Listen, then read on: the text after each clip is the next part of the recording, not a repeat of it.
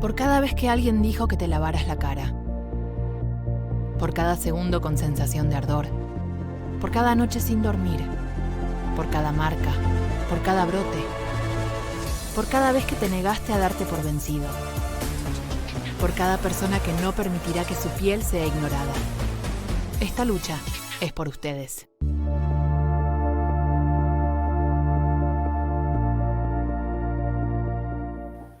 Hola, buenas noches, bienvenidos a todos a una nueva jornada de formación. Yo soy Guille Lemogli, soy farmacéutica, formadora de La Roche-Posay, y esta noche junto con la doctora Virginia Pombo vamos a estar hablando sobre cicatrización y reparación de la barrera cutánea. Primero que nada, quiero agradecerles a todos los colegios e instituciones farmacéuticas que nos ayudan en esta convocatoria y nos ayudan a conectar entre ustedes y nosotros. Agradecerles a todos ustedes que están conectados desde todas las partes del país y recordarles que si se quedan hasta el final van a estar participando por sorteos. Y un agradecimiento muy, muy especial a la doctora Virginia Pombo, que es nuestra dermatóloga especialista en cicatrización y que esta noche nos va a estar enseñando sobre cómo reparar y ayudar a cicatrizar nuestra piel. Bienvenida, Virginia, buenas noches. Hola, buenas noches, Guille. Bueno, muchísimas gracias por la invitación. Así que bueno, acá estamos preparados para esta nueva jornada. Bueno, muy ansiosos por escucharte. Estamos listos. Bueno, buenas tardes. Hoy vamos a hablar del proceso de cicatrización de la piel. ¿Por qué estamos hoy acá? Hoy nos encontramos para hacer, primero que nada, una breve referencia sobre el proceso de cicatrización, los diferentes tipos de cicatrización y los diferentes tipos de cicatrices. Vamos a hacer una breve mención también a cómo tratarlas y cuándo por ahí debemos realizar una eventual derivación. ¿Qué ocurre cuando tenemos una herida? Se pone en marcha el proceso de cicatrización.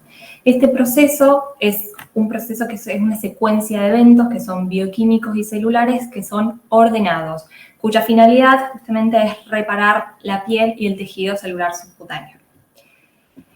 Este proceso de cicatrización cuenta de diferentes etapas, las cuales comienza cuando tenemos la primera herida en donde se va a formar un coágulo. Entonces, en esta primera etapa va a generarse la hemostasia. Posteriormente vamos a pasar a la fase inflamatoria. En realidad, la hemostasia forma parte de esta primera fase, que es la fase inflamatoria. Entonces, una vez que tenemos formado este coágulo de fibrina, comienzan a llegar nuestras células, que son nuestros principales actores en este proceso, como los fibroblastos, los macrófagos, y que llegan a través de la irrigación de los vasos sanguíneos. Después vamos a contar con una parte que es la fase proliferativa, que es cuando comienza a regenerarse el nuevo tejido. Y la última fase, que es la fase de remodelación, donde vamos a tener la epitelización reciente y la dermis nuevamente cicatrizada, donde va a producirse un proceso de remodelamiento donde se le va a ir dando más fuerza y estabilidad a esta nueva piel formada.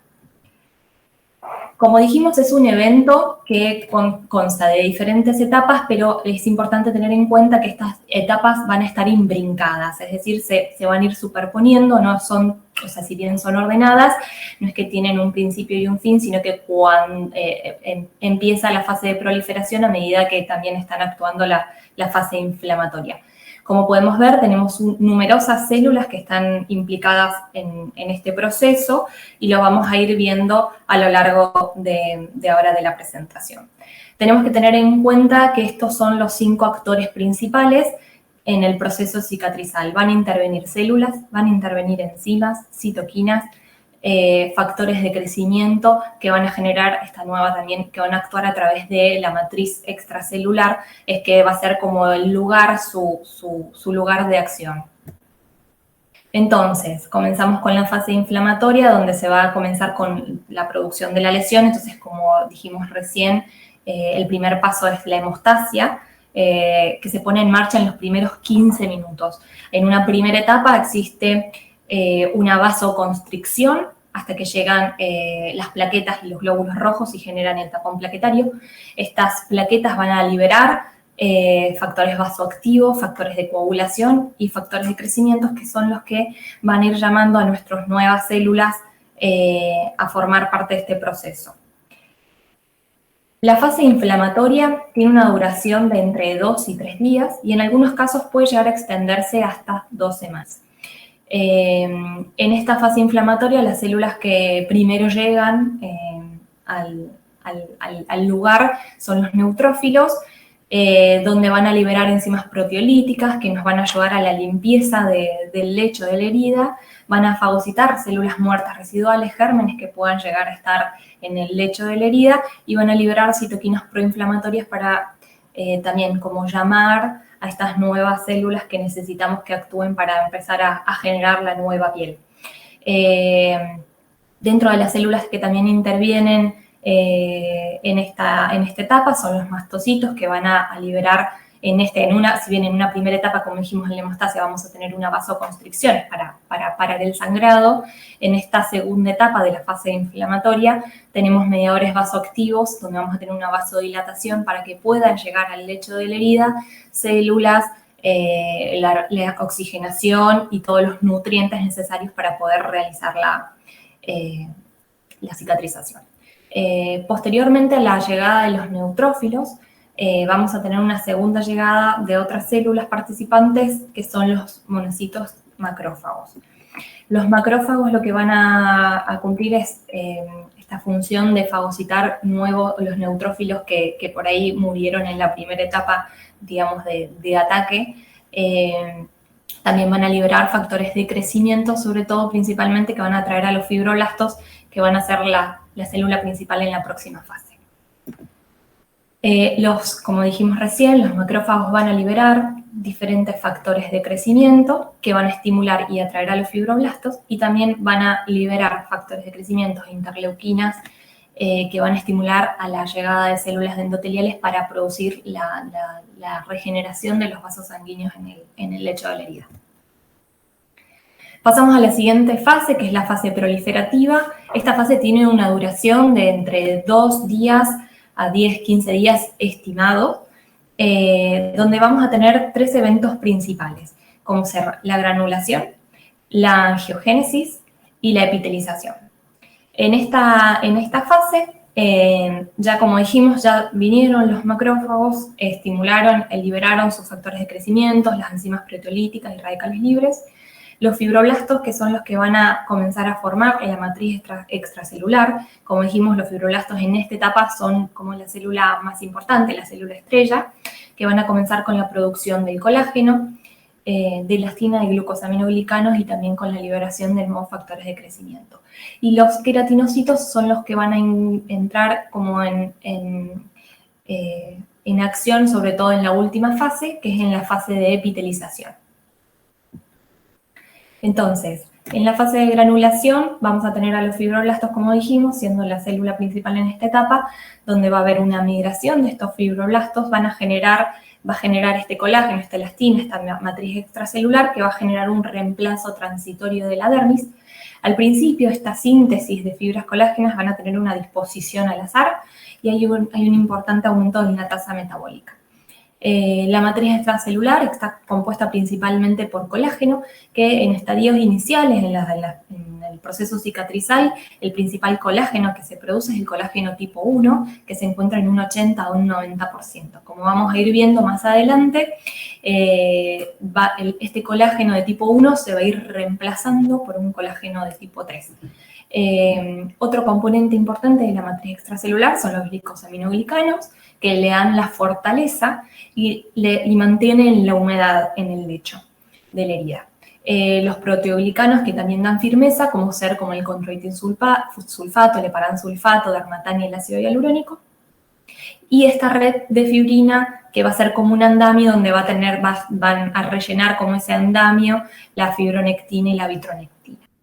Hay que tener en cuenta, como dijimos, que se acuerdan que nombré previamente que teníamos, además de las citoquinas, de las células y todo, tenemos enzimas como las metaloproteinasas de la matriz, que en realidad son claves en la angiogénesis, en la migración de los fibroblastos y en el proceso de cicatrización. Se cree que en realidad estas enzimas podrían estar relacionadas a su desbalance entre la síntesis de estas metaloproteinasas y sus inhibidores, porque tienen también inhibidores. Un desbalance en ellas podrían llegar a estar relacionadas en la génesis de la formación de las cicatrices queloides, que vamos a hablar más adelante.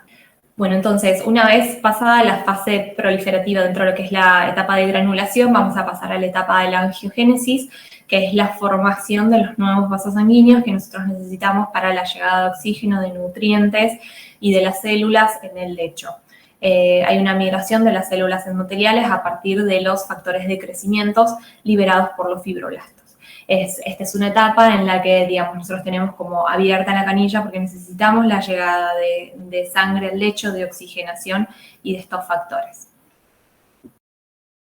Posteriormente, en la fase de la angiogénesis, vamos a ir a la última etapa, que es la fase de epitelización, dentro de la fase proliferativa, la epitelización, que se produce, van a haber tres factores o tres eventos importantes, que va a ser la migración de los queratinocitos, que se va a producir desde el borde, o sea, presentan una migración centrípeta, y pueden también tener una migración a través de estos focos de epitelización a partir de los anexos cutáneos, sobre todo los restos de los folículos pilosos. Como podemos observar en la imagen, como vemos, la migración a partir de los bordes de la herida y a partir de estos foquitos rosados que se ven que son estos brotes de epitelización a partir de los folículos pilosos. Una vez que se produce la migración y cubren toda la herida, se produce la proliferación celular y la diferenciación de la epidermis formada. Se produce entonces la estratificación, es decir, aumenta el grosor de las capas de la última capa, digamos, de la piel. Bien, una vez que tenemos formada la cicatriz, ya vamos a tener la herida epitelizada, vamos a pasar a la última fase, que es la fase más larga, que tiene una duración de entre 6 meses a 2 años. Esto es importante porque muchas veces uno piensa que, bueno, ya está, ya pasaron los 15 días, la herida se cerró, ya está, pero en esta etapa es cuando ocurren todos los cambios en la cicatriz. Y es importante saber que estos cambios pueden durar hasta 2 años. Generalmente entre 6 meses y 1 año y medio es cuando terminan de estabilizarse las cicatrices. Entonces esta fase se llama fase de remodelación. En esta fase lo que va a generarse primero va a ser una contracción de la herida que se genera a través de los fibroblastos, que también hay una diferenciación de algunos fibroblastos a miofibroblastos, que tienen esta capacidad contráctil y que son los que van a comenzar a reducir el tamaño de la herida. Va a comenzar a haber una apoptosis, es decir, una muerte de los fibroblastos porque ya no les necesitamos que nos generen tanta matriz, tanto colágeno. Y comienza a haber un aumento de la resistencia tisular de la cicatriz. Hay un engrosamiento y hay un reordenamiento de las fibras colágenas, como podemos ver en la imagen. En realidad fue lo que intentamos graficar arriba en ese grafiquito. Primero vamos a tener las fibras de colágenos desordenadas, desorganizadas, y después va a haber un reordenamiento. Esto le va a dar mayor resistencia. Hay, como comenté previamente, hay una conversión en esta etapa del colágeno tipo 3 a colágeno tipo 1, que es el que nos va a dar la resistencia de la cicatriz. Va a disminuir, como dijimos, no necesitamos tanta generación de colágeno, tanta generación de nuevas células, de fibroblastos. Va a haber una disminución de la densidad capilar, de la densidad celular y del contenido de agua y de los glicosaminoglicanos. Entonces, en este momento ya podemos como cerrar, digamos, la canilla. No necesitamos que lleguen tantos mediadores, tanto oxígeno, tantas células. Un concepto que es interesante es tener en cuenta que las cicatrices son siempre menos resistentes y menos elásticas que la piel normal. En realidad, esto se debe que en las cicatrices hay un déficit de elastina y hay una relativa desorganización. Si bien hay una organización de toda esta matriz reconstruida, no tiene la misma organización que la piel normal y como dijimos, los fibroblastos van a sintetizar principalmente colágeno y no vamos a tener tanta síntesis de elastina. Entonces, este déficit de elastina, la elastina es lo que nos produce, nos da la elasticidad en la piel. Entonces, por eso siempre las cicatrices son menos elásticas y menos resistentes. Son alopésicas también porque se cree que, digamos, el microambiente hostil, hay un microambiente que es hostil para el desarrollo justamente de las células madres responsable de estos apéndices, o sea, de los folículos pilosos. Bien. Eso fue lo que es el proceso de cicatrización. Bien, ¿cómo puede ser la cicatrización? La cicatrización generalmente nosotros lo dividimos en lo que se llama cicatrización por primera intención o cicatrización por segunda intención.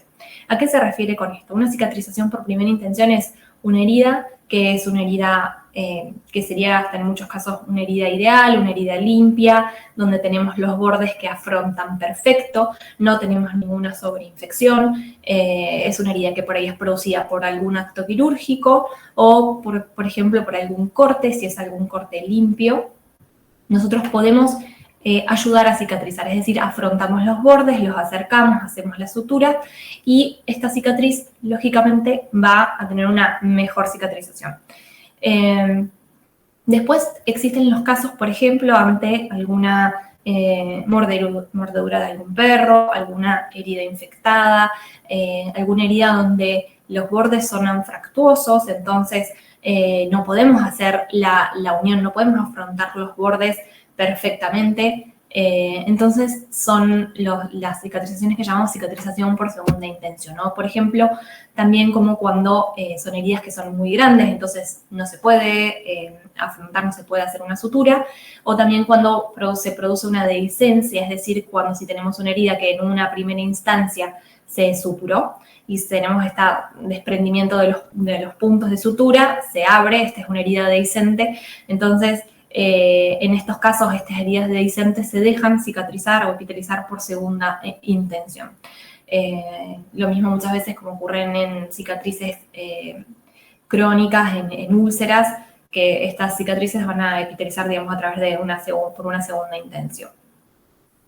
¿Qué factores van a influir en la cicatrización? Vamos a tener factores extrínsecos como ser la localización y el tipo de herida, como dijimos recién. No es lo mismo una mordedura de un perro como una herida que pueda ser producida justamente por una sutura, o digamos que tengamos que hacer una incisión y debamos realizar una sutura. No es lo mismo también que esté ubicada en la cara, que esté ubicada en la pierna, que esté ubicada en el dorso, en la espalda. Influyen también las zonas, la tensión y el movimiento que va a tener esta cicatriz. Un proceso infeccioso e inflamatorio y la presencia de algún cuerpo extraño, en una herida sucia que pueden llegar a quedar restos.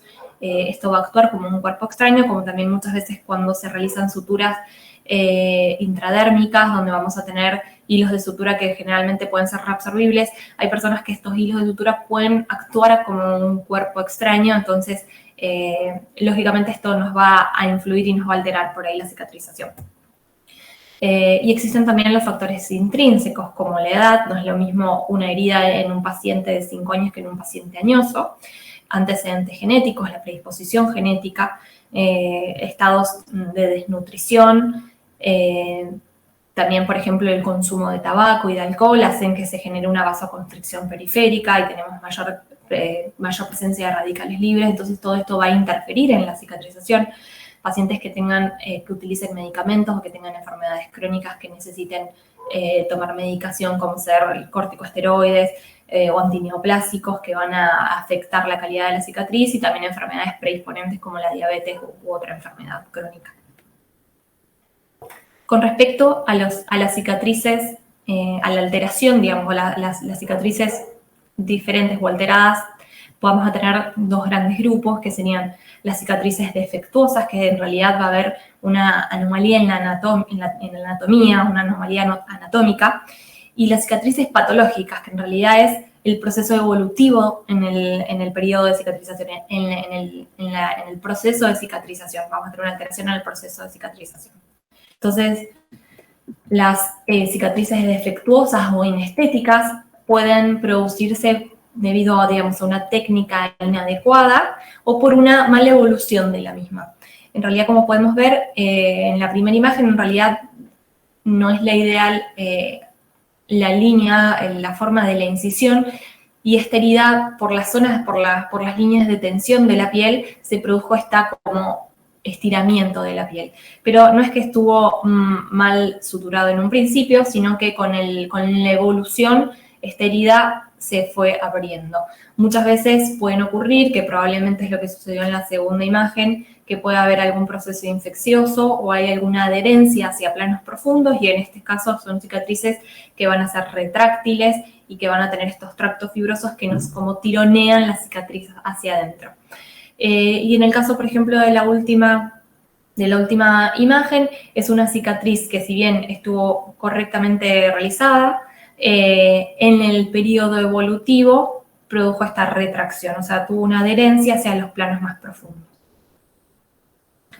Entonces, como dijimos recién, es importante tener en cuenta cuando uno va a realizar una incisión. Nosotros como los médicos, cuando planeamos una incisión, lo ideal, no siempre se puede, pero lo ideal es planearlo a través de las líneas de tensión de la piel, que son las líneas de Langer, que en realidad lo que nosotros hacemos las incisiones para que la cicatriz tenga la menor tensión posible. Entonces, después esto no generan una tensión constante, que eso puede hacer que después la cicatriz se distienda o pueda tener una evolución que no sea la ideal, inestética. Son las líneas de menor distensibilidad de la piel. Las incisiones perpendiculares son las que van a llevar a estas suturas con tensión y van a comprometer, por lo tanto, la calidad final de la piel. Como podemos ver, son estas líneas como imaginarias, es como un mapeo del cuerpo que nos ayuda a nosotros a planear las cirugías. Entonces, estas cicatrices defectuosas o inestéticas también las podemos ver en los casos de los pacientes con cicatrices de acné, que en este caso son los pacientes con cicatrices de acné pueden tener cicatrices hipertróficas o pueden también tener las cicatrices atróficas. En el caso de los pacientes con cicatrices de acné, tenemos distinta denominación de las cicatrices. Tenemos las cicatrices en picahielo, que se llaman ice pick, las onduladas o las boxcar, que en realidad se dan como por la forma. En realidad las en picahielo son bien puntiformes, las onduladas son como más redondeadas, y las boxcar, que son como en furgón, como en caja. Todas estas cicatrices son muchas veces consecuencia de pacientes con acné inflamatorio. Bien, entonces esas eran las cicatrices defectuosas, y tenemos, como dijimos, las cicatrices patológicas, es decir, en el proceso cicatrizal, como ellos se acuerdan que les comenté, que se cree que existiría un desbalance en las metaloproteinasas, en las enzimas regulatorias, en los factores de crecimiento, en la síntesis de colágeno y en la sobreexpresión de los fibroblastos. Se cree que hay una alteración en este sector de la epitelización, de la cicatrización, que nos puede llevar a la generación de cicatrices hipertróficas o cicatrices queloides. Es decir, vamos a tener una alteración en la evolución de la cicatriz. Hay que saber diferenciarlas porque muchas veces se confunden. Es importante tener en cuenta que la cicatriz hipertrófica en realidad es una cicatriz que va a estar como engrosada, va a ser justamente más gruesa, pero lo que tiene de importante es que va a mantener siempre, o sea, va a conservar el mismo tamaño, digamos, de la lesión inicial, del traumatismo inicial. En cambio, las cicatrices queloides son lesiones que se consideran como lesiones tumorales benignas, donde va a exceder el daño inicial o la incisión inicial, como es en el caso muchas veces de estas lesiones que se pueden generar secundarias a los piercings.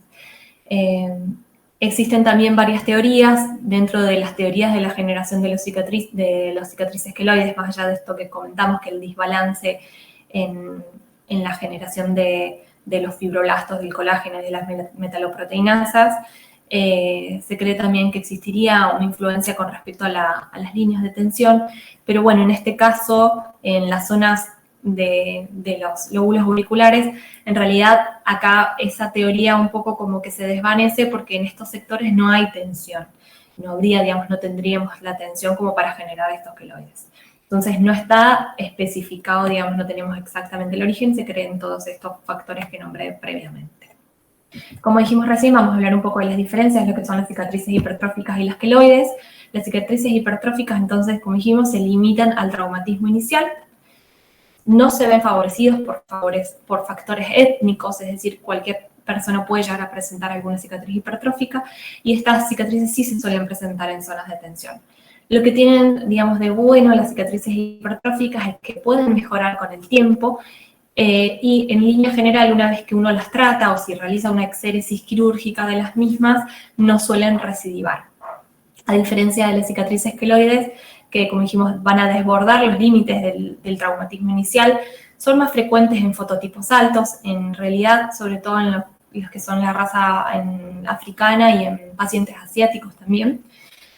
Pueden aparecer en zonas sin tensión, como les nombré recién, como el lóbulo auricular. Van a tener poca o nula mejoría a lo largo del tiempo, y lo que tiene es que estas lesiones, si uno las saca, realiza la exéresis de las mismas, tienden a recidivar, es decir, vuelven a formarse. Y en realidad, muchas veces hay que evaluar el tratamiento de los queloides. No todos los queloides tienen indicación de exéresis, porque hay que tener en cuenta que nosotros al sacarlos estamos volviendo a generar un daño, estamos volviendo a activar el proceso de cicatrización, entonces volvemos a generar esta cicatriz queloide. Como ven, este es como un grafiquito que intenta, digamos, graficar en la evolución del tiempo. La cicatriz normal entre los 6 y los 18 meses ya tiende a mejorar, disminuye el volumen de la cicatriz. En el caso de la cicatriz hipertrófica, si bien va a aumentar en una primera etapa, si nosotros a largo plazo vamos a ver que esta va a ir disminuyendo, y sobre todo si nosotros la tratamos o hacemos algo adyuvante para disminuir su tamaño, su volumen, vemos que en línea general tienden a mejorar, a diferencia de la cicatriz queloide, que siempre van a estar creciendo. Hay zonas que son más frecuentes de generación de cicatriz queloide, como son los lóbulos auriculares, las regiones de la nuca, región de los brazos, muchas veces es frecuente posterior a la aplicación de alguna vacuna, en el dorso y en la región esternal. Puede generarse también a nivel del pubis. Bien, entonces vamos a hablar brevemente de las opciones terapéuticas que tenemos, sobre todo para las cicatrices, y sobre todo hablar de las cicatrices hipertróficas y queloides. Entonces, en realidad, acá estoy nombrando algunos, ¿no? Son todos los tratamientos disponibles que existen para las cicatrices hipertróficas y queloides. Por lo tanto, muchas veces en medicina nosotros decimos que cuando hay tantos tratamientos es porque ninguno es el gold estándar y porque no hay un tratamiento ideal. Entonces, en realidad, sobre todo para los que son las cicatrices queloides, sí, lo que hay en consenso es que es necesario realizar una combinación de tratamientos. Siempre hay que combinar tratamientos. Y, lógicamente, ante toda esta gama y esta disponibilidad de opciones terapéuticas, creo que también es importante lo que cada profesional pueda llegar a indicar, pueda llegar a hacer, y si no, en el caso de que no pueda, poder y saber derivarlo a qué lugares y a dónde que puedan tener estas opciones terapéuticas. El tratamiento de las cicatrices queloides clásicas siempre, generalmente van de la mano de un tratamiento médico en el que suele asociarse la presoterapia. En la mayoría de las guías lo indicado, y que es lo que mayor evidencia tiene, es realizar las infiltraciones intralesionales con corticoides, que lo más usado generalmente es la triamcinolona. También se suelen utilizar geles o placas de silicona, y también se ha asociado infiltraciones con 5-fluoracilo y bleomicina. Y todas estas infiltraciones son intralesionales. Las infiltraciones con todos estos medicamentos en realidad lo que tienden es a disminuir la proliferación de los fibroblastos y la síntesis de colágeno. El 5-fluoracilo actuaría justamente sobre la síntesis proteica, entonces todo es tendiente a disminuir la síntesis proteica del colágeno. En los casos quirúrgicos, por ejemplo, en el caso de queloides, sobre todo a nivel del lóbulo auricular, es indicación realizar la resección quirúrgica de la lesión. Se han realizado diferentes técnicas a lo largo del tiempo. Se ha intentado realizar la exéresis completa de la lesión. Existía en un momento una exéresis que se generaba dentro de la lesión, es decir, dejamos el borde del queloide, pero esto se vio que la persistencia del tejido queloide no favorecía. Entonces, hoy por hoy se tiende a hacer la resección completa de la lesión. También se ha visto cicatrices, como comentábamos, que hay una de las teorías en zonas de tensión, no a nivel de los lóbulos auriculares, pero en la zona esternal, por ejemplo, o en dorso, puede influir las zonas de tensión. Entonces, muchas veces poder hacer una plastía, una setaplastia para disminuir la tensión en la cicatriz puede ayudar a la evolución de estas cicatrices. Y otras alternativas puede ser la radioterapia, y que tenemos que tener en cuenta también que si bien se usan dosis bajas, digamos, los posibles efectos adversos a largo plazo, como una transformación maligna. En líneas generales, la mayoría de los artículos no han presentado transformación maligna por las bajas dosis aplicadas para el tratamiento de las cicatrices. Pero bueno, hay que saber que puede existir tratamiento con crioterapia, láseres que pueden ser tanto láseres ablativos como no ablativos. Podemos también tener el uso de las luces luz pulsada, también para mejorar la vascularización de estas lesiones. Se han también descrito casos de utilización de toxina botulínica para disminuir la tensión justamente, y el uso de plasma rico en plaquetas aportando factores de crecimiento. Bien, entonces un poco graficar cuáles son estos métodos habitualmente utilizados en cicatrices hipertróficas y queloides. La utilización de presoterapia en realidad es adaptada a cada cicatriz, a cada zona. Hay zonas donde es más difícil poder realizar la presoterapia. Lo ideal con la presoterapia siempre es mantener la presión, digamos, de entre 12 y 24 horas al día durante periodos prolongados, mínimo 3 a 6 meses. Entonces esto nos va a ayudar. En realidad no es lo ideal como una indicación siempre de rutina, pero bueno, en pacientes por ahí predispuestos, si se va a planear alguna exéresis quirúrgica, se pueden llegar a utilizar como para prevenirlo. La utilización de los parches de silicona, las infiltraciones con la medicación, habitualmente con triamcinolona, y los tratamientos con la crioterapia. Todos estos tratamientos son para disminuir y para mejorar la calidad de las cicatrices queloides. Bien, con respecto a las cicatrices atróficas, también hay una vasta posibilidad de realizar diferentes tratamientos. Podemos optar por realizar subcisión, que en realidad es liberar estos tractos fibrosos que se pueden llegar a generar, algunas cirugías para hacer la exéresis de la lesión. Realizar cuando son atróficas, son cicatrices deprimidas, podemos utilizar también la opción de injertos grasos o inyección también opcional de ácido hialurónico, que sabemos que es durante un tiempo, o sea, es momentáneo. Por lo tanto, en realidad, lo que quiero hablar ahora es un poco vamos a mostrar por ahí más, para que sea más gráfico, por ahí un caso clínico. Vamos a hablar sobre un caso de un paciente con una cicatriz queloide, un paciente varón de 25 años de edad, que presentó queloides posteriores a la colocación de sus piercings. En realidad, él consultó primera vez en 2018, ya él había tenido una recidiva quirúrgica. Entonces, él acude al consultorio con estas lesiones, tanto en el pabellón auricular derecho como izquierdo. En ese momento, en el 2018, se realizó la exéresis quirúrgica de estos mismos y se planteó, como les comenté recién, en realidad para los queloides generalmente siempre hacemos un tratamiento que tiene que ser complementario. Debemos realizar más de un tratamiento, es decir, con quedarnos con la cirugía no es suficiente, siempre después tenemos que seguir trabajando sobre la cicatriz para prevenir que se vuelvan a formar por esto de la recidiva. En ese momento se optó por realizar infiltraciones con triamcinolona, pero el paciente posterior a la cicatrización, a la epitelización, se retiraron los puntos, no volvió a las consultas hasta el año pasado, 2020, donde presenta, por lo tanto, una nueva recidiva. El paciente no se realizaron las infiltraciones y, como vemos, este es el caso. Es un caso claro de uno lo saca y los queloides vuelven a recidivar, y generalmente esta progresión, que es una proliferación tumoral benigna, excede los límites y hasta aumentan de tamaño, o sea, son mucho más grandes que en su primer consulta. Por lo tanto, bueno, en este paciente sí nos queda de nuevo realizar la exéresis quirúrgica, pero se hace hincapié sobre todo en que la exéresis quirúrgica tiene que ir de la mano del tratamiento coadyuvante. Entonces, en este paciente sí se realizó un triple tratamiento, que fue la exéresis quirúrgica. Posteriormente se planteó realizar infiltraciones con triamcinolona y la presoterapia, que en realidad en el sector de los pabellones auriculares es un poco más dificultoso que en otras zonas del cuerpo, pero igualmente se emplea.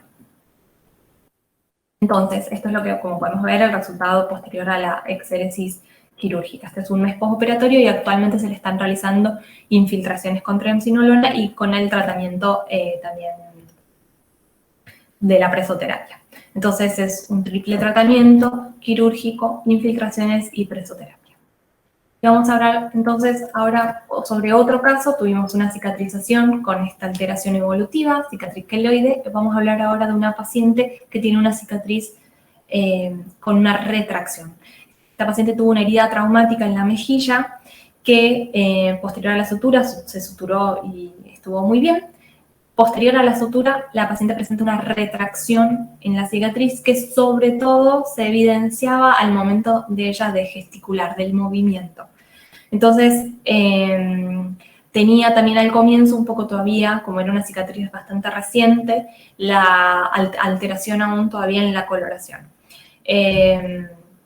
En esta paciente lo que se planteó es como teníamos este tracto fibroso que nos estaba generando una retracción, se realizó una subcisión que se llama, que es liberar el tracto fibroso. Esta es la subcisión inmediatamente posterior al procedimiento. Entonces, una vez que generamos esto, liberamos el tracto fibroso, además indicamos emolientes y además indicamos, en este caso se indicó Cicaplast para mejorarle el eritema de la herida. Entonces, esto es como podemos ver la evolución en reposo y en movimiento de la cicatriz con la subcisión, humectación y la utilización de Cicaplast para mejorar el eritema y mejorar la textura de la cicatriz.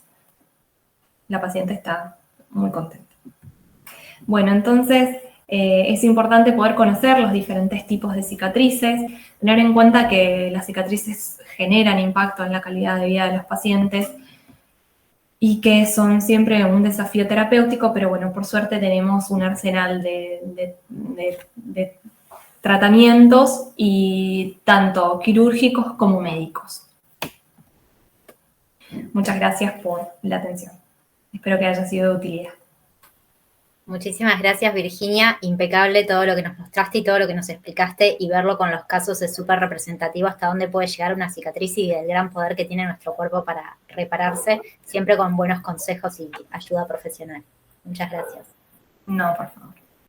Bueno, vimos con Virginia lo complejo que es el proceso de cicatrización y todas las consecuencias que nos pueden llevar y dejar en nuestra piel, y vimos que eso también impacta en la calidad de vida de las personas. Así que la idea es ahora ver un poco de la mano de la Roche-Posay qué podemos hacer y qué podemos aconsejar a nuestros pacientes para tener una mejor cicatrización y una cicatrización mucho más estética desde la farmacia.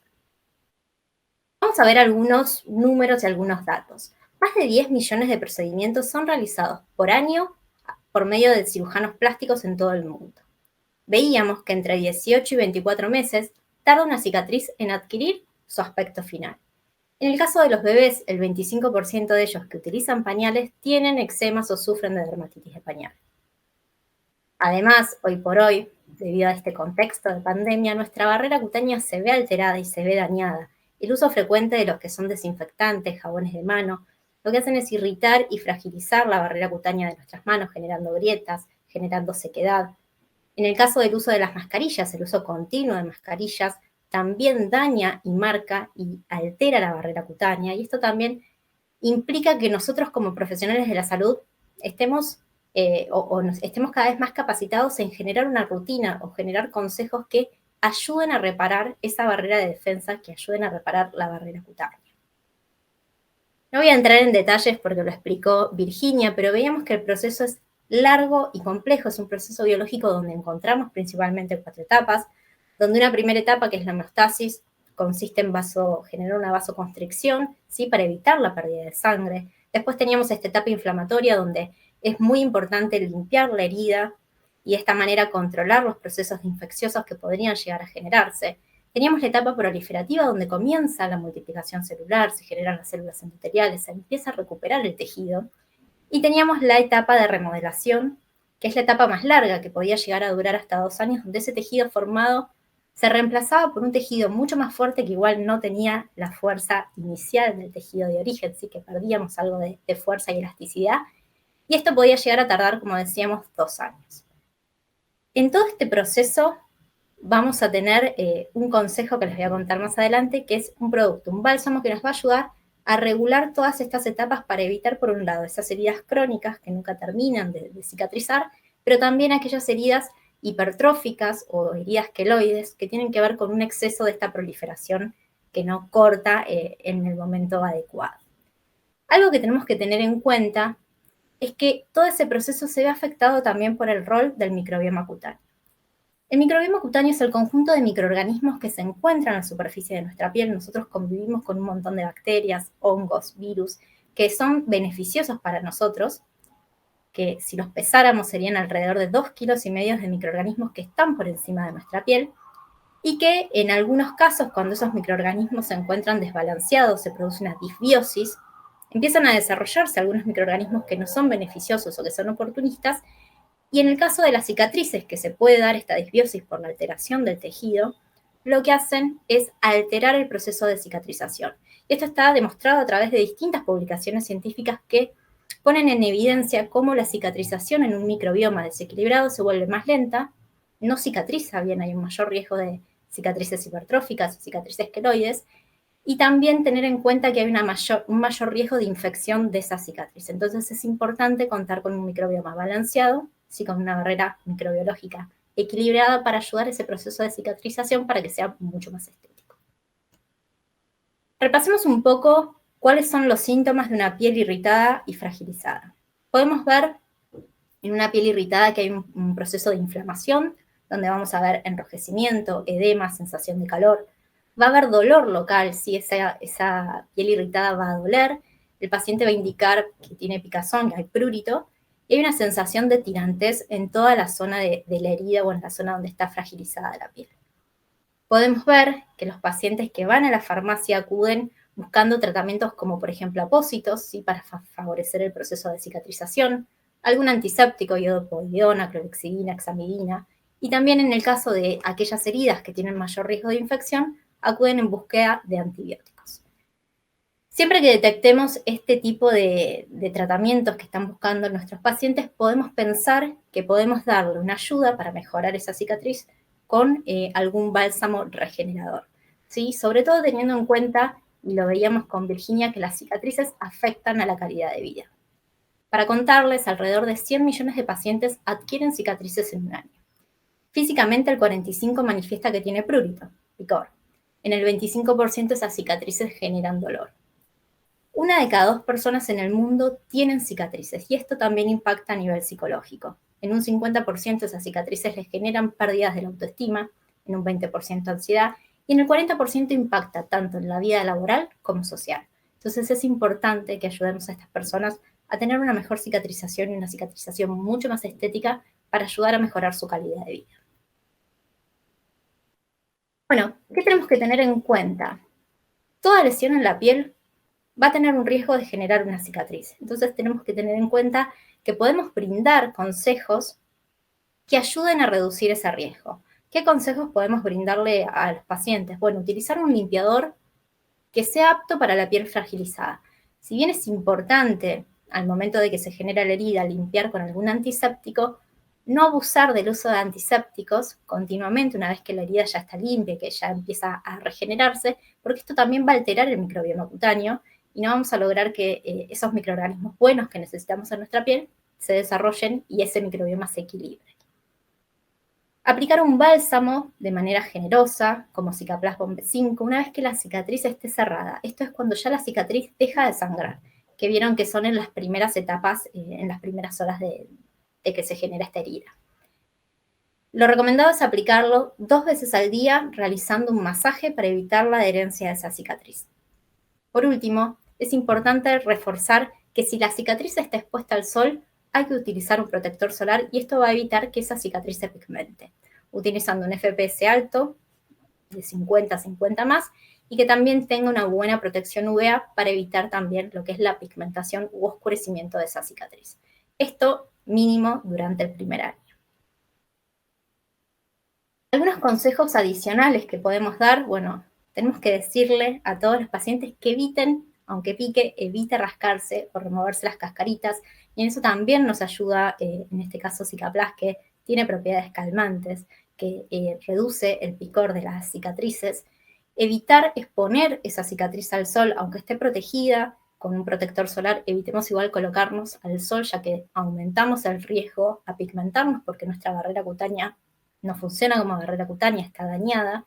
Bueno, evitar fumar, el exceso de alcohol que veíamos también que impacta en el proceso de cicatrización, y hacer un automasaje siempre con el bálsamo va a ayudar a que este proceso de reparación sea mucho más rápido y que tenga una mejor resolución, así que no nos queden marcas o adherencias en la cicatriz. Es por eso que tenemos para contarles sobre este producto que es Cicaplast Bond B5, que es un producto reparador de la piel, que no solamente ayuda a regenerar el epitelio, sino que también reduce la inflamación y el dolor. Está formulado con activos que tienen propiedades regeneradoras y reparadoras de la barrera cutánea, como el madecassoside, el pantenol, el agua termal de la Roche-Posay, activos que son antibacterianos, como el cobre y el zinc, que nos ayudan a recuperar esa acción de defensa de nuestra barrera cutánea, y la manteca de karité, que nos ayuda a reponer los lípidos. Ahora en un ratito los vamos a ver todos en detalle. Arrancando con el madecassoside, es un activo que es muy conocido por los farmacéuticos, está codificado en el Códex Farmacéutico, es un activo que tiene la propiedad de estimular la regeneración de la piel, ¿sí? Aumenta la reepitelización porque lo que hace es estimular las fibras de colágeno, ¿sí? Estimula colágeno, y estimula elastina y glucosaminoglicanos. También ayuda a regular la renovación de los queratinocitos. Por otro lado, también ayuda a reducir la inflamación por medio de la reducción de la liberación de mediadores inflamatorios, ¿sí? Reduce interleuquinas 1, 8 y prostaglandinas E2. De esta manera, aumentamos el tejido, reducimos la inflamación y también reducimos el dolor. Les voy a mostrar algunos estudios que realizamos con Cicaplast. Van a ver en este gráfico, en la Y, en el eje de las Y, que se representan los días, y en el eje X podemos ver el proceso de cicatrización, la puntuación de la cicatrización. En celeste van a ver una piel que utiliza Cicaplast, y en el otro color van a ver una piel sin tratar. Como pueden ver, utilizando Cicaplast, con una aplicación diaria de Cicaplast, tenemos una ganancia de 7 días en el proceso de cicatrización, ¿sí? Reduce ese proceso, lo hace más corto, ganamos una semana en este proceso y una mejor evolución de la cicatriz. Respecto a la reducción de la inflamación, tenemos otro estudio donde evaluamos el enrojecimiento en los distintos días con Cicaplast y sin Cicaplast, y tenemos una mayor evolución, una recuperación mucho más rápida de 6 días antes versus un área no tratada. En el gráfico que ven a la derecha pueden ver en los distintos días 4 voluntarios y cómo ese enrojecimiento va reduciendo a medida que utilizamos Cicaplast. Por último, otro estudio nos muestra cómo mejora los síntomas clínicos y reduce el dolor. Evaluamos los signos clínicos como el eritema, la descamación y las grietas, y vemos una reducción del eritema del 22%, una reducción en la descamación del 44%, y una reducción de las grietas de un 60%. Por otro lado, evaluando el dolor, vemos que en una piel tratada con Cicaplast versus una piel no tratada con Cicaplast se reduce en un 90% el dolor, ¿sí? Es una reducción muy importante, lo cual es un producto que lo podemos recomendar no solo para favorecer el proceso, sino también para contrarrestar todos los signos molestos de las heridas, así como el dolor, el picor y las tirantes. Al recomendar Cicaplast en cualquier lesión epidérmica, no solo mejoramos este proceso, sino, como les decía, reducimos el dolor y reducimos el picor y las molestias de la cicatriz, favoreciendo una cicatriz mucho más estética en un tiempo mucho más corto. Este producto es apto para toda la familia, para bebés, para niños y para adultos. Viéndolo en detalle, Cicaplast está formado, como les decía, por pantenol, que es la vitamina B5, que tiene propiedades calmantes, que ayuda a estimular las fibras de colágeno, que reduce también el proceso inflamatorio. El madecassoside, que estimula los fibroblastos, de esta manera genera colágeno, elastina y glucosaminoglicanos. El agua termal de la Roche-Posay, que tiene propiedades prebióticas, ayuda a equilibrar el microbioma de la piel, pero también tiene propiedades calmantes y antioxidantes. Después tenemos el cobre, el zinc y el manganesio, que es un complejo antibacterial que nos ayuda a tener de nuevo esa función de barrera en nuestra piel que por ahí se vio alterada por el proceso de cicatrización. y la manteca de karité, que ayuda también a recuperar la barrera aportando lípidos y reconstituyendo esta función barrera epidérmica. Les quiero compartir ahora un estudio local que hicimos con Zicaplas, que llamamos Zicaflash, que fue gracias a la colaboración de dermatólogos que trabajan en conjunto con la Roche-Posay, que probaron Zicaplas con 2 aplicaciones diarias en distintos casos clínicos que se presentaban en el consultorio. Por ejemplo, acá tenemos distintos casos de quemaduras, ya sea con cera o agua caliente, y vemos la evolución de esa cicatriz desde el día 0 al día 30, con una aplicación de 2 veces al día. En este caso, para que vean que también es apto para bebés, para niños, también en casos de quemaduras con agua caliente, vemos la evolución en 0 y en 30 días con 2 usos diarios de Zicaplas. También en niños, en lo que es eczema o en dermatitis de pañal, en una evolución de 0 a 15 días y en un caso de un rasguño de 0 a 30 días, con 2 aplicaciones de Zicaplas, se puede aplicar más de 2 veces, pero con 2 aplicaciones es suficiente. Y un último caso, que es un caso diferente, es una cicatriz más antigua, de una cicatriz de arma blanca en este caso, que tenía una antigüedad de 6 años, y también con una muy buena evolución, a pesar de ser una cicatriz antigua, en 30 días. Para finalizar, quiero compartirles cómo es la gama Zicaplas, que está formada por Zicaplas Bombe 5, que es este producto indispensable en el botiquín, apto para toda la familia, para cualquier lesión epidérmica que se pueda presentar, quemaduras, paspaduras, irritación, cortes, cualquier herida que pueda llegar a tener la piel, podemos aplicar Zicaplas Bomb. Después tenemos Zicaplas Gel. Este producto no es apto para bebés, es apto para niños y para adultos. Es un acelerador de la reparación epidérmica y acá lo que vamos a contar es con un activo adicional, que es el ácido hialurónico, que genera un proceso de cicatrización mucho más rápido. Por ahí es un producto ideal para postpuntos de sutura, ¿sí? Después tenemos Zicaplas Bombe 5 con FPS. Este producto es similar al BOM, no es apto para niños porque le incorporamos filtro. Es ideal para aquellas heridas que estén expuestas al sol, para los tatuajes.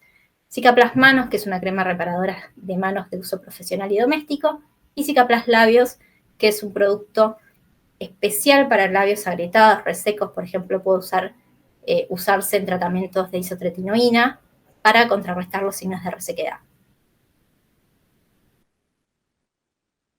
Bueno, esperamos que hayan disfrutado de esta capacitación. Les dejo mi contacto por cualquier duda que se presente, y ahora vamos a pasar al juego final.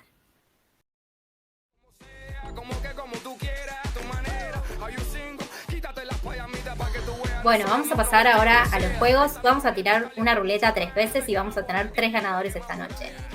Vamos a tirar la ruleta por primera vez.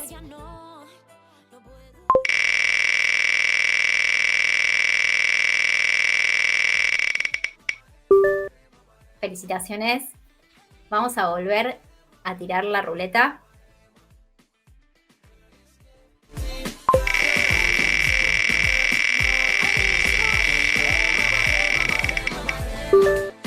Felicitamos al segundo ganador y por última vez volvemos a tirar la ruleta.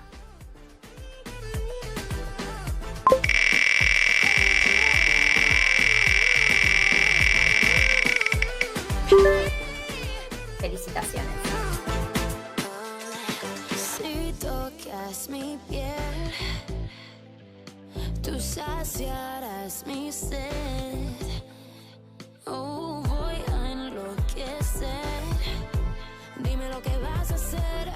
Bueno, muchísimas gracias a todos los que participaron y se quedaron hasta ahora. Nos vamos a estar contactando con los ganadores. Quiero agradecerles a todos ustedes por estar nuevamente en una jornada y los invitamos a las próximas jornadas que estaremos compartiendo.